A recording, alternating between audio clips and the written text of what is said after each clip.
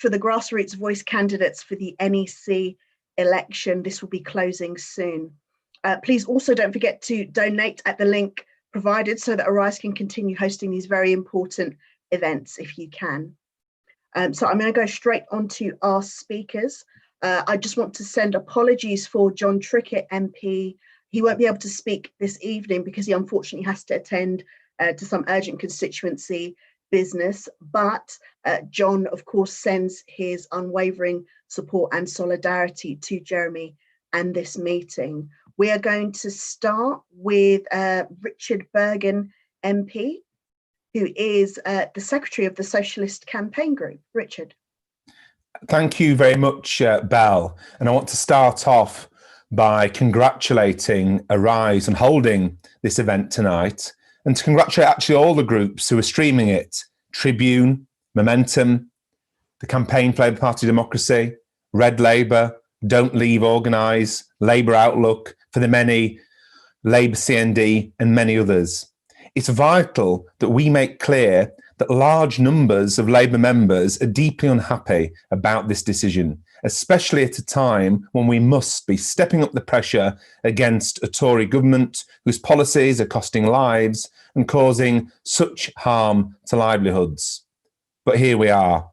And over the decades, in struggle after struggle, from opposition to the war on Iraq to opposing cruel Tory benefit cuts, Jeremy Corbyn has always stood with us. So now we need to stand with him.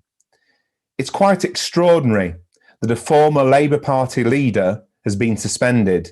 Has this ever happened before? Of course, famous left-winger Nye Bevan was briefly expelled at one stage, and Ramsay McDonnell was expelled for forming a treacherous national coalition. But I can't think of any former Labour Party leader being expelled not long after stepping down.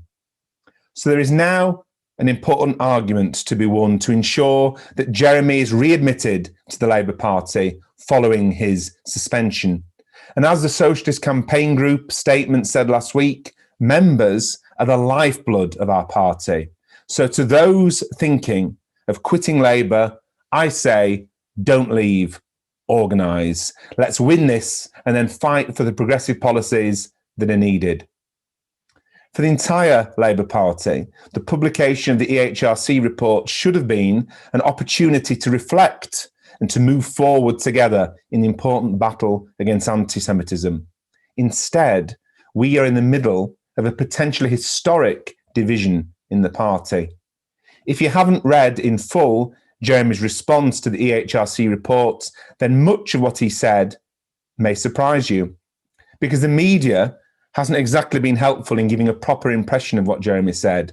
So you may not have known that Jeremy said in his response to the EHRC, and I wholeheartedly agree with him, that anti-Semitism is absolutely abhorrent, wrong, and responsible for some of humanity's greatest crimes. And that as leader, he was always determined to eliminate all forms of racism and root out the cancer of anti-Semitism. Or that Jeremy also said in his response to the EHRC that, and I quote, anyone claiming there is no anti-Semitism in the Labour Party is wrong, and that one anti-Semite is one too many in our party. Or even that he concluded by saying that the EHRC report recommendations be swiftly implemented to help move on from this period. Instead of the report being a moment to move forward as a united party on how to defeat the evil of anti-Semitism, there's talk today of a civil war in the Labour Party. I want to be absolutely clear. That serves no one but the Tory government. Our communities are being hit by the greatest health crisis in generations and the deepest economic fallout in decades. So a top priority for the whole Labour movement must be to unite to force the government to change track. Another must be to unite to fight the racism and scapegoating of Black and Jewish communities that history shows us will soar across society as the economic crisis deepens. Instead, we now face division in the party, with the former Labour Party leader suspended, demoralising many members who the party needs to be active in their communities in the fight against the Tories. That's why the Socialist Campaign Group made clear in its statement that it shares the views of 7 trade union general secretaries who have expressed serious concerns about the manner of and rationale for suspension of the former Labour Party leader, Jeremy Corbyn. And like them, our statement calls for a unifying way forward. Because people aren't going to stand idly by while the former leader of the Labour Party is expelled. Some, of course, want this to be a moment to get rid of Corbyn's politics as well as Corbyn. For example, former Labour MP Phil Wilson, who worked for Tony Blair for a number of years, wrote in The Independent that, and I quote, "Corbynism in all its guises needs to become an annex of Labour history where future historians read the pain expressed in every word written and shudder with horror as they put down the book and say never, ever again." Such views are shared by powerful right-wing media outlets. A Daily Telegraph editorial has called for a house cleaning and for Keir to define himself by taking on the far left. It ends by claiming it is time to drive Corbynism out of the Labour Party altogether. We should be clear what that means. Hundreds of thousands of Labour Party members, especially younger members, and trade unionists driven out of the Labour Party. If that approach is taken, then don't be surprised if many other members respond by withdrawing their time, their money, and their resources. What will be the consequences? For those encouraging Keir to have a Kinnock moment where he takes on the left to define his leadership, I would advise them to remember that Kinnock lost twice with a divided party. Keir himself stood on a pledge of unity. And as Keir has said today, only a broad coalition can help recreate Joe Biden's win in Britain. So I agree that building that unity is essential, but such unity is undermined while the former Labour Party leader, who represents a socialist vision of tens of thousands of Labour Party members, is suspended.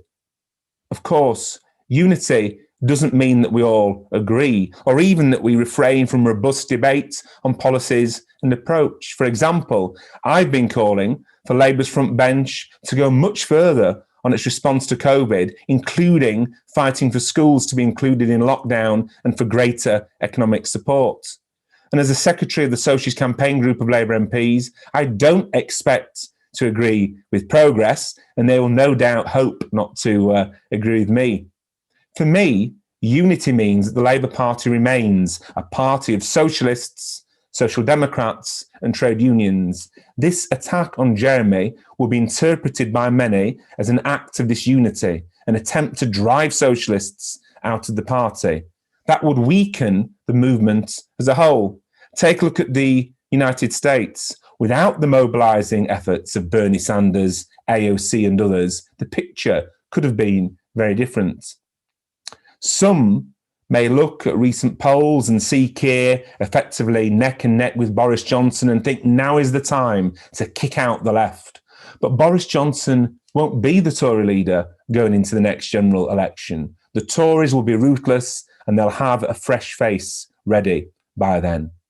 In the middle of an enormous economic and social crisis, the British ruling class will not want a Labour government of any character.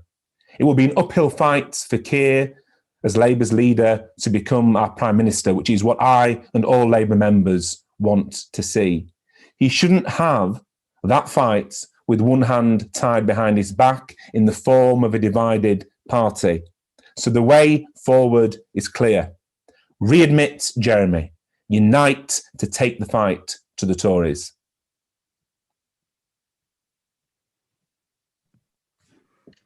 Thank you very much, Richard. Absolutely. Now is not the time for people to be leaving the Labour Party. We are going to move quickly on to our next speaker, who is Apsana Begum, Member of Parliament for Poplar and Limehouse. Apsana. Thank you so much, Belle, and greetings to everybody on this call this evening. I want to start by actually taking everybody back to 2015 when Jeremy won the leadership election. And one of his key messages was that we stand for a new kind of politics. And that really meant something to me and so many countless others in the party. And we need to think about that once again. We need to think about what actually happened as a result of Jeremy Corbyn's leadership. I found, as a young member of the party, messages, policies that really spoke to me and my community here in Poplar and Limehouse. And I know countless others members across the country, up and down the country, finally found policies and commitments that really made sense to them as members. And this attack on Jeremy now, his suspension, is an attack on the membership, is an attack on the grassroots membership and the gains that we made in the last few years, especially our manifesto commitments. And I think it's really, really important that we actually think about what this suspension actually means. It is an attack on Jeremy, it is an attack on what Jeremy represents and what Jeremy stands for. And that's what's important here, is the messages, is the policy commitments that Jeremy brought along with his leadership. The policies, the Green New Deal, lots of policies in terms of standing up for human rights here and abroad, all of those things that really, really engaged us as members and also put democracy at the heart of our party. We began to sort of see so many things changing under Jeremy Corbyn's leadership, starting to see special measures being removed from CLPs and parties across the country that saw many members of BAME backgrounds not being engaged in the party, being kept out. And that's what we saw on Jeremy Corbyn's leadership. And what's happened as a result of his leadership is that MPs like me have come through that grassroots membership and are able to represent the socialist politics that we all believe in. In the last few months, we've seen a number of bills being passed through Parliament, really disturbing, really, really, really bad bills that have passed through as a result of this Tory majority government. And one of the things that has happened is that we as MPs, we as socialist MPs have put up challenges to that. And we've done that because of MPs before us like Jeremy, that have for 30 years stood up for the membership, have stood up for socialists, have stood up and been on the right side of history. And I want to give two examples of where we've done that. The Overseas Operations Bill, which put into legislation the inability for veterans to be able to take up prosecutions against the Ministry of Justice, for example, if they took place more than 5 years ago. I mean, this is a significant piece of legislation that really, really, was actually enshrining the ability for human rights abuses abroad. And we put up a challenge to that. And thankfully, as a result of much opposition at second reading, at third reading, the Labour Party opposed it. And that's as a result of socialist MPs that you have supported to become MPs in Parliament. The other example I want to give is the Spy Cops Bill as well. A significant attack on human rights and civil liberties. And that's another bill in which your MPs have worked together, worked really hard to table amendments to put on pressure in the party and beyond, to make sure that we actually ensure that the manifesto commitments that were made in 2019, that were made in 2017, are still committed to even now. And those are things that are really, really important for us as Labour Party members and as members of our society in this country. Having worked with Jeremy now in my capacity as a member of Parliament, I see no change in his politics and the way in which he has firmly stood by people of this country, from the time he was leader to before he was a leader, and now as a former leader of the Labour Party. I think it's really, really important that we stand by him at this point in time, because, it's important that we get justice for him. It's important that we make sure that we speak out, because being quiet is not going to get us anywhere at this point in time. And the best thing that we can do right now is to speak up for him, because he has stood up for us and he has represented our views time and time and time again. I think it's really important that we stand up for Jeremy, because he's always stood up for us. Thank you.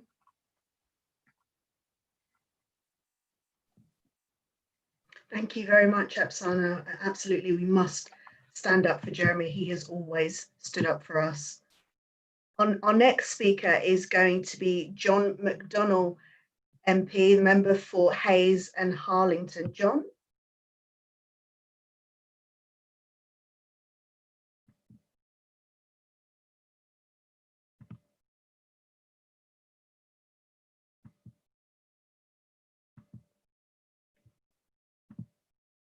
I think John may be having a technical issue at the moment. So I'm going to move on to Ian Lavery, who's the Member of Parliament for Wanstead. Ian? Thank you very much, Bill. It's a great pleasure to be here tonight, under these most difficult of circumstances, I've got to say. But comrades, colleagues, I stand firmly behind Jeremy Corbyn. Jeremy Corbyn stood behind me. He stood behind my community at a time when chaos reigned throughout the miners' strike in 1984 and 1985. Jeremy Corbyn, a member of Parliament at that time, stood by me, stood by the miners. He stood by our communities. He stood on the picket lines and he went and visited the soup kitchens. Jeremy Corbyn went fundraising. He went political campaigning. I stand with Jeremy Corbyn. Colleagues, comrades, this is 100% utter pure solidarity. That's the name of the game for the people within our great movement. Solidarity. That means looking after people when they're desperate. It means showing compassion. It means wrapping your arms around people with difficulties and helping people through difficulties. 100% pure solidarity. Colleagues, I stand with Jeremy Corbyn because of this.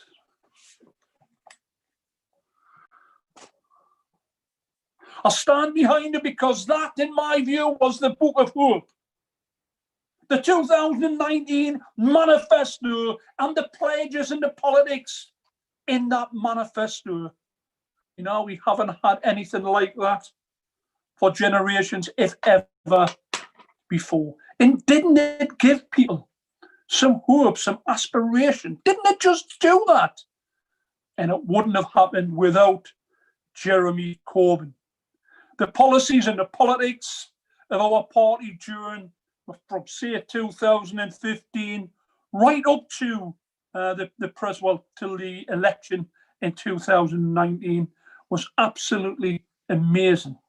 The membership grew to nearly 600,000. People weren't joining the Labour Party for any other reason than they thought there was another alternative to the life as they saw it at that point in time. And Jeremy actually did that. He appealed to ordinary people everywhere because he gave them that little bit of hope. He gave them some aspiration, and whether it would be in education, whether it would be in the workplace, whether it would be in the NHS, wherever Jeremy was the authentic voice. I stand by Jeremy Corbyn. This is despite the biggest attacks, the most unprecedented attacks that we've ever seen in this country against a political individual. How on earth Jeremy got through that, and Laura and his family, is beyond me, by the way, because it was unprecedented. But he got through, and he's as strong as he ever was. I support and stand with Jeremy Corbyn. I stand by Jeremy because he stood by our members. He stood with our community, shoulder to shoulder. We can talk about equality. We can talk about justice. We can talk about decency, honesty, and aspiration and hope, because that's what Jeremy brought back to the dwindling numbers within our ranks within the party. And you know what, comrades?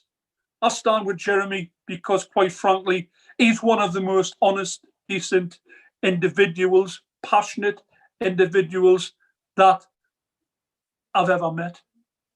That's why I stand with Jeremy Corbyn. And comrades, I stand with Jeremy, and so should you. I mean, what we've achieved, and people fail to recognise, what we've achieved in the past 5 years has changed the political landscape. We've changed the political horizon, you know, and that's what we shouldn't forget. The party is ours. The party doesn't belong to anyone. The party is ours. We began the party all those years ago. And it's a struggle. It's always been a struggle. It's not called the struggle for nothing. It's called the Labour and Trade Union struggle. But let me tell some people, it didn't begin in 2015. The left have been fighting for generations, not decades, generations. In fact, for centuries. The left have been around. That's why it destroys me, colleagues, to hear when people suggesting that the answer to this is abandon the struggle, get off the ship, leave the party. You cannot have a voice if you've left the party. You cannot shout from the sidelines and believe that people will be listening. Because the struggle and the struggle for the left and common decency began centuries ago. The Labour Party began because of the trade union movement in the early part of the 1900s. And you know, the issue was at the time poor working conditions, poor housing, poor education, poor health, poor wages, terms and conditions, poverty in many forms that it always brings, and the working class being left behind. So it hasn't just begun. So stop crying, stop carping, mourn if you wish, but get over it, stop acting as the victims, and get to grips with the situation. We need to organise. We need to educate. We need to agitate. We need to push forward the policies which we've been pushing under Jeremy Corbyn's leadership. I stand by Jeremy Corbyn. Listen, comrades, listen, look at the situation. We nearly won an election. Jeremy was nearly the Prime Minister of this country had it not been for a certain number of issues, the party being undermined from outside the party and, of course, within the party. The keys of number 10 were snatched from the palms of JC. Of that, there isn't any doubt. Now, if we can do that within a short space of time, we can do it again. We need to ensure that we bring people back into the party. We need to ensure that people don't abandon ship, because doing that means it makes the struggle for others all the more difficult. You know, that isn't a day. I've been in the party 32 years, comrades. That isn't a day where I've thought that, am I in the right party? There's some people who I wonder how I can be in the same party as others. And I'm sure they think the same thing about me, by the way. I'm sure they do. But collectively, comrades, we've got huge challenges, and we should be looking forward to meeting those challenges. We've got to look at the wider picture. We've got to look at getting JC back into the party. So I said, stop the weeping. No more leaving. Educate, agitate, and organise. You know, I stand by Jeremy. Let's get him reinstated in the party, because the common enemy is the Tories. Look at what they've tried to do in only the last couple of weeks or so, as Apsana mentioned. We've got to take these people on. We've got to be united in doing so. So I stand by Jeremy Corbyn. Let's get him reinstated. Let's unify the party, and let's continue this relentless struggle until we reach victory. Solidarity, comrades.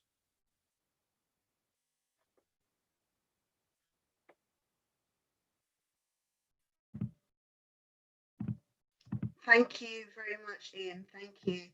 We have thousands of people watching us across all of the different platforms. So thank you to everyone who has joined us tonight to show solidarity with Jeremy. We're going to go quickly on to our next speaker, who is John McDonnell MP, the member for Hayes and Harlington. John? Hi, Belle. I'm using my phone. Can you hear me all right? Yes. I had a problem with the internet connection. Someone had that idea, of free broadband for everyone installed on the full fibre across the country. Whatever happened to him, eh? Look, I won't repeat. I thought the speeches so far have been so eloquent, and I think Richard summed it up brilliantly. And exactly as always, Ian has inserted the passion into the evening, and yourself, Belle, as well. I've spoken at some of these meetings now, and it's difficult to find something fresh to say except this. I just think this is a complete and utter distraction from what we should be doing.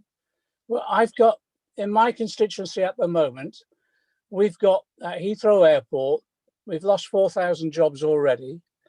We've got management, Heathrow Airport itself, who wants to cut people's wages by anything up to £8,000 a year. We've got some companies that have literally not even agreed to furlough, but have sacked people instead of that. And what they're doing is the classic hire and fire so that they can maximize their profits as we come out of the pandemic. The result of that is I've got people who are losing their homes as a result of evictions. I've got people in my constituency, which is where there's been high levels of employment and pretty decent wages, who are flooding the food banks already. And at the same time, there's a level of insecurity that I've not known since the 1980s. And in the midst of this, the Labour Party's reaction is to completely distract us by suspending Jeremy. And that's what Jeremy's view is. It's a complete distraction from the real issues we should be confronting. It's exactly as Richard has said, is exactly you've said, Belle, is exactly as Ian has said. And you just want to, at times, you want to pull your hair out really and think, why is this going on? Because I cannot understand the grounds upon which Jeremy was suspended in this way. And again, in the criticisms that they've come of Jeremy in the recent periods, he didn't recognise anti-Semitism within the party and deal with it. Well, far from it, of course he did. And we've got to wake up to the fact, and I keep saying this, there's been anti-Semitism. We've got to recognise our party has had anti-Semitism in it for decades. It's just that we haven't recognised it half the time. Oswald Mosley, who went on to lead the fascists, was a Labour MP. I remember Diane's on this platform tonight. I remember Diane, myself and Jeremy challenging and complaining about if you remember, the posters that were being used, anti-Semitic posters that were being trial under Blair to attack Michael Howard, and they were anti-Semitic. Eventually, the party dropped them. They didn't use them in the end, but they were trialing them. And then the first cases of anti-Semitism that were thrown at Jeremy after he became leader actually occurred during Ed Miliband's period, not because of Ed Miliband, but it's just that was the timing of it. So that's why Jeremy, quite rightfully, set up the Chakrabarti report. And I think the report was fine. The problem was it wasn't implemented. If there's going to be a criticism of us at that point in time, my view is the criticism is that we weren't ruthless enough and fast enough of driving that implementation of that through. And there's a whole series of reasons for that. We weren't in control of the NEC. We certainly weren't in control of the Labour bureaucracy. And so you can see how we struggle to do that. And if that is the criticism, well, fair enough. Maybe we should have been harder. Maybe we should have been more ruthless. But the other criticism of Jeremy is he's pointed out the numerical scale within the party was not huge by any means, the incidences, but he also said that's not the issue. You don't judge anti-Semitism on the numbers. You judge it on the pain it causes. And that's exactly what Jeremy was doing. And as he said, he was the first one who said one anti-Semite in this party is unacceptable, exactly as Richard has said. So I cannot work out in my mind why Jeremy has been suspended. And I hope, I just hope now that this can be resolved. If it's about some of the language he used or the timing of his statement, these are matters you can hammer out in discussion. Let's do that quickly, and let's get Jeremy reinstated. Because I don't know someone who's committed more years of their life to anti-racism than Jeremy Corbyn. And it isn't just in this country, it's globally. He's got a global reputation as a defender of human rights. That's his role. That's, I used to joke about him touring all over the world, and half the time I didn't know what country he was in half the time, but it was always on the basis he was defending people whose human rights were being abused. So I just hope, my advice to the Labour Party bureaucracy now is just resolve this rapidly, because we need Jeremy back on the front line with us all as a Labour Party member. And I'm just desperately hoping we can do that, because again, the party at the moment, there's large numbers of people who are leaving or threatening to leave. I have to say, leaving the party or threatening to leave the party is a form of self-harm. It's ridiculous. It reminds me of that last scene in the life of Brian, where Brian's on the cross and out jumps the Palestine suicide squad, and Brian thinks they're going to save him, but actually all they do is commit suicide in front of the cross. That's what leaving the party is all about. It's ludicrous. If the battle that's going to come within the Labour Party is the battle of ideas. We can win it. We can win, not just to preserve the last two manifestos. We've got to be much more radical than that.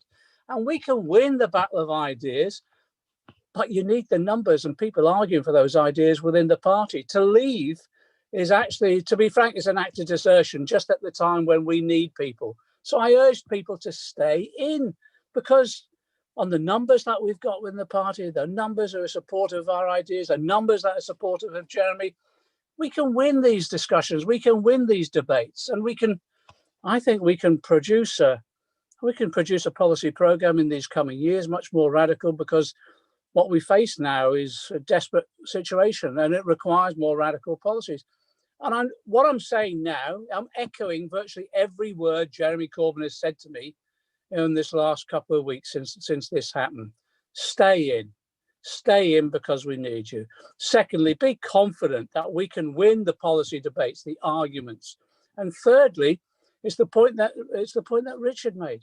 If there's a lesson from the US elections, we will only win elections on the basis of mass rank and file activity, turn the vote out. Because the Biden victory was extremely close. And the only reason he got there in the end is because it was the activist socialists within the Democrat Party who are working on the ground to deliver the vote, where in particular, Pennsylvania, where they've got a radical left membership base. So I think now it's a time for serious politics. And I'm sorry if I'm being harsh with people, but actually what you do now is you assist us in demonstrating support for Jeremy by every means you can, petitions, etc., by every statement that you make, so that we can ensure that this matter, that the party realises the support that Jeremy's got. We then resolve the matter over the next couple of weeks in proper discussion, explanation. If there's been misunderstandings, let's move on.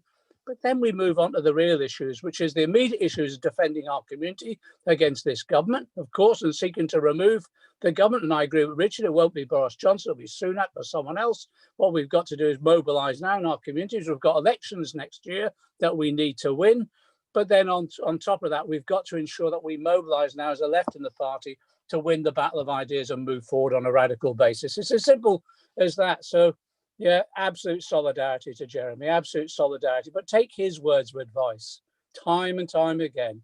You stay and fight, because this party is our party, and it's our party that will take into government with our policy programme that we determine ourselves. Solidarity. Thank you very much, John. Absolutely. People must stay and fight. People shouldn't be leaving, they should be organising. Absolutely. So before we go on to our final speaker, I just want to thank everybody for joining us today. We know that we have a lot of important work to do to reinstate Jeremy and to unite to fight the Tories. John was absolutely spot on when he said that's who we need to be focusing our attention on fighting and not each other. In terms of action points, please sign the petition in the link provided in the info on YouTube and on the chat, in the Zoom and on Facebook, and share the social media links that we've been circulating all throughout tonight.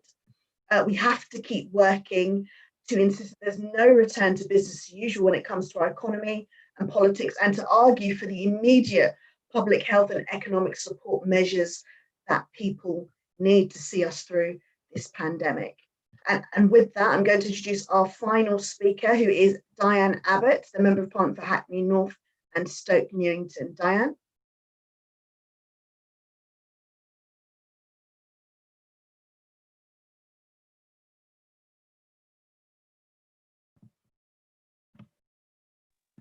Thank you very much, Belle. Can you hear me? I can hear you, but I can't see you. Oh, well, that's a slight technical difficulty, but let me say this. I'm here because I think it's so important that we all come together and fight to reinstate Jeremy Corbyn to the Labour Party. The first thing to say, I will say it in passing, is there do seem to be issues of due process in the way he has been suspended. First of all, there's no clarity as to which rule he's actually broken. There's no clarity as to whose decision it was. The EHRC in their report were very clear they didn't want political interference in these matters, and yet the leader of the party, the current leader, has said more than once that he's had to take very difficult decisions, but it shouldn't be his decision. So it should be the decision of the Labour Party. So there needs to be clarity about the decision. There needs to be clarity about what rule Jeremy is supposed to have broken. And there also needs to be clarity about this issue about not being able to discuss matters. I'm old enough to have been a member of the party when they were expelling members of the militant tendency. And I don't remember anyone not being allowed to talk about that. So it's strange to me, I understand we can't discuss legal matters, but it's strange to me that local party after local party has been barred from discussing, even in general terms, Jeremy and his situation. So there's issues around due process. It's also worth saying that I don't think there's anybody that's done more, committed himself more to anti-racism in the Labour movement than Jeremy. He joined as a teenager. He was an activist from all the years he was in Shropshire, where he grew up, to when he came to London. He was a brilliant constituency organiser in Hornsey. When he first moved to Hornsey, Hornsey was a marginal. After years of hard work, Hornsey is now one of the safest Labour seats in London. He was a dedicated councillor. He was an even more dedicated MP. I think one of the best loved MPs that Islington North has ever had. He was, of course, our leader. And he also, as John McDonnell said, has a global reputation for campaigning on human rights. And that's why internationally, people are raising the issue. But this is not about a person, it's about the movement and it's about politics. And that 2017 manifesto that we fought on in 2017 was the most progressive Labour Party manifesto I've ever campaigned on. It's the only Labour Party manifesto that people have actually come up to me in the street and said how much they liked and agreed with it. And we need to fight to maintain and advance the political advance that we have made in the past 5 years, which was crystallised in the 2017-2019 manifesto. This is more than about one person. This is about the movement, this is about the left, and it's about us being strong enough to fight for and defend those communities which depend on a strong Labour Party. We're seeing the worst medical pandemic that we've seen in my lifetime. We have in Britain here the highest death toll in Europe. We have an economic crisis going alongside that, people losing their jobs, businesses closing, and there's going to be more of that. There was never a greater need for a strong Labour Party, and a strong Labour Party needs to reinstate Jeremy Corbyn. And, you know, some people are saying, in the wake of the wonderful victory in America, getting rid of Donald Trump, some people are saying that the lesson of Joe Biden's victory is the party needs to move to the right. On the contrary, it was left progressives that made Biden's victory possible. Those of us, and I think there's more than a few of us, who stayed up and watched the count night after night. It was the big cities, the Atlantas, the Philadelphias, the big cities where grassroots activists turned out the vote in unprecedented numbers. In every case, in those big cities, with in particular the Black community, more people came out than voted for Hillary Clinton, although she was a perfectly good candidate. And I think in some cases more came out than voted for even Barack Obama. And why did that happen? It wasn't because the Democratic Party moved to the right, it's because grassroots activists went out there with a message of hope and got people out to vote. People queued for hours in America to vote for Joe Biden. They didn't do that because they thought the Democratic Party was going to move to the right. They did that because they believed in the message, they believe in the Green New Deal, they believe in reforming healthcare, and they believe in the message of hope. And it's a message of hope you're getting from the Democratic Party as a whole, but you're also getting it from the activists, from the grassroots activists all over the country. So if people think the lesson of Biden's victory is to move to the right, then they have got the wrong message. So I would say, as everyone has said, don't leave. Now more than ever, we need the progressive forces in the party to stay, to fight for Jeremy's reinstatement, to fight for the politics, to fight for the policies which he has helped to advance in the past 5 years, because without those policies, without that mobilisation at the grassroots, we can't win in 2024. So don't leave, stay and fight.